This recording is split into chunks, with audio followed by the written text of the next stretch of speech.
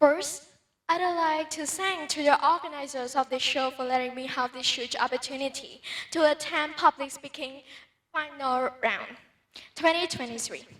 And of course, good morning to all of our judges, assistants, coach, ladies and gentlemen. And also, happy Mother's Day to every mothers here. Well, this speech is particular to those who want to know how to release yourself from insecurities, challenges, and also problems. And of course, my talk is going to talk about a journey of life, which is my life journey. Interesting, isn't it? Well, life is a journey, not a destination, mentioned by Mr. Todd Wagner on a show called TED at Coralwood Day School 8 years ago. A journey of life filled with every emotion to define our experience as human beings. As what I've seen in every society, the most important journey you will take in your life will usually be one of your self-transformation. It is the most difficult things, but also require the greatest change in your life. I totally agree with that. Because I have changed my life through a self-traumatizing life experiences and also challenges. And no one know about it. No one know about what I'm feeling, what I've been through, unless I show them. And today, I'm going to tell you, how do I face those problems, and also how did I release from them. I have organized this talk into these three following ways. My first point going to talk about my childhood life. I'm going to focus my life at school and things that traumatizing me. We will start the second point by talking about my adulthood life. How did I release myself from the traumatizing things and how I face challenges? And we will end the speech by talking about my future goal. But to clue up all my life journey, I need to make sure that you all familiarize yourself with my background. My full name is Vuth Lyhorng. You can call me Lyhorng. My life journey started on 8 July 2009. So far, I'm a 14 years old. I'm a 14 years old student who studied English at ICE, General Education School, level Tier 3 part-time class. And I am also a student who studied Khmer at Clark High School, 8th grader. Every human being always have their own potential and their weaknesses, so neither do I. I consider my personal traits as my potential. Because I am an extrovert person, I am empathic and a very compassionate person. I'm good at communicating, going out, and of course, if you come up to me showing all your problems, I would giving you all my attentions in the meeting and offer constructive feedback to you. And more than that, I will ask you, how can I help you? And can you guess what is my weakness? If you're close to me, you will guess this right. Well, self-criticism, of course. Even though self-criticism actually allows me to know more and avoid the mistakes that I made in the future, but sometimes it went too far, which gave me a lot of negative self-talk and a lot of self-doubt. And then I hope that there is no more doubt for you. Let's jump straight to our first point, childhood life. I will focus on my life at school because I was born into a family which is middle class, not poor and not rich either. But they are very, very supportive to me with everything. I don't see any problems with my mental health or with my family until I start my first grade. I actually once lived in Phnom Penh before I start my first grade, where before I moved here, I've been planning tons of things, like when I come back, I'm going to make new friends, I'm going to be the smartest kid. But little did I know that things were not like what I expected. When I started my first grade, it didn't went very well. I got bullied for wearing glasses and having curly hair and being fat. Well, it's kind of sound ridiculous. You might think that kids are just joking. But that time, it really affected my feeling. Everyone didn't talk to me, didn't even look at my face and gossip about me because I am different from them. And then I feel that I'm really left out in this community. So I tried everything to change myself. I stopped wearing glasses even though it was hard for me to look on the letters on board. I cried to my mom to straighten my hair because I don't like the way my curly hair looked. And then I started to stick with studying, which is the only things that I've been regret until now, because I don't find any way, I don't have any solution to save myself. But I just try to change myself and fit to those people. Until one day, I start my adulthood life, where things change. So this will jump straight to my adulthood life. I will tell you how I face challenges and how I start my self-transformation. I actually start my self-transformation during COVID-19 spread all over the world because we're having lockdown, stay home, and have online classes to secure our health. But I got addicted to social media. I'm really stick to it. Social media is very, very dangerous. Don't put yourself into that too much.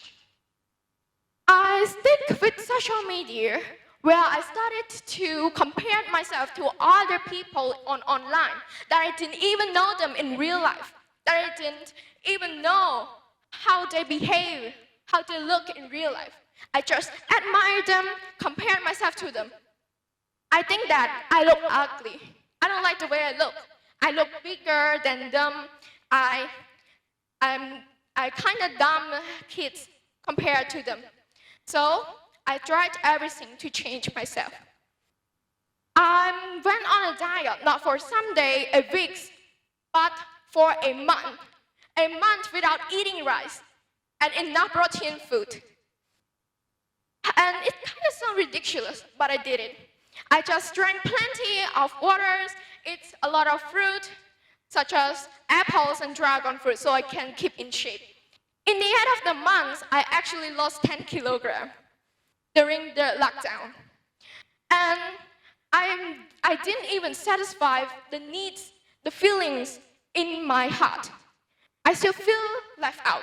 Then I've been thinking all day long that I've been having long hair, then I cut it short. I've been lost weight, I've been gained weight, and then lost weight again. I can still fit in with everyone. So,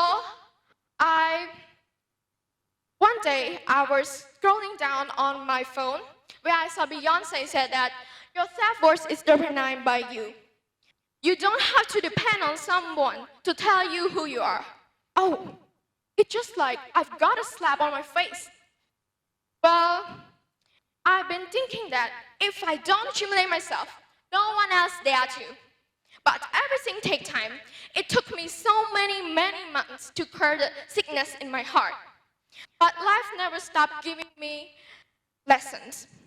When I start 7th grade, things turn upside down again. I changed from the top scorer student to just a normal student. Or I can say, a nobody in the classroom. Well, I feel that I am the big disappointment to my family because I've never been low score in my class or in my history. One day in 8th grade, I got into an argument with my parents because I changed too much. I'm not the sweet girl, I'm not a top scorer of the class like I used to before. I then ride motorbike to school, crying badly. I feel I have no one else rather than my family, and right now I'm arguing with them. One idea popped up to my mind. I still have someone. One I respect as my elders and also my teacher. I asked him if I can meet him in real life and talk about this because I don't have any last solution. I called to him and asked him, he's just like, oh, what happened here? Can you spill it? The words stuck in my throat. I can't even let them out. And then I told him everything. I offered him to meet up in real life so that we can talk more about it. Then when we meet up in real life, he told me everything. He told me to be yourself. Your grade don't define your life. It is you to define your life. Your future is in your hand. You are the only one who controls it, no one else. Then he called to my mom to talk about it. Where things actually getting better and better. It is my true story. I mention this because I want to tell you that don't consider yourself as a grown adult if you don't experience things enough. When you don't have any last solution, find elders who you trust, whom you think you can share about the things that you hold in your heart. You can have their advice. You will see by yourself. How is it? I think that's too much for my adulthood life. Let's move to our future life. I'm going to tell you about my future goals. Well, if you're students and you be planning tons of things as a student to our future, we might think of passing diploma and then passing speculatory too, and also jump straight into a good university. Me too, but I'm going to be farther than that. I want to study abroad since I was a little kid. I want to enroll into a university called Vuth Lyhorng University, which is kind of expensive and really hard to go in. I want to hold 2 majors in this university, such as architecture, because I think this is where I can show my innovations to the world and also help my countries to develop. As we can see with our bare eye, it is crystal clear that our country, Cambodia, is going to have an impressive development. And another major is English. Not because I want to be an English teacher, but I want to be a writer. I want to be a writer in America. That's kind of sound dreamy and imagination, but I won't wait any destination to do this. Just like Shakespeare said, it is not the star that holds our dream, but it is ourselves. Well, to add this speech, I have a question and reminders to tell you. Be careful with the word that you said to other people, even though you're just joking. But the one who listened to it got a head splash in their feeling. And don't care about the nonsense people talk to you. Everything you see are perspective, not a fact. Everything you hear are opinions, not a truth. And I believe that everyone here have their own goals, their own plans, and future dreams to achieve. I'm here right now asking you, one day or day one? I'm going to start with day one from today. Thank you.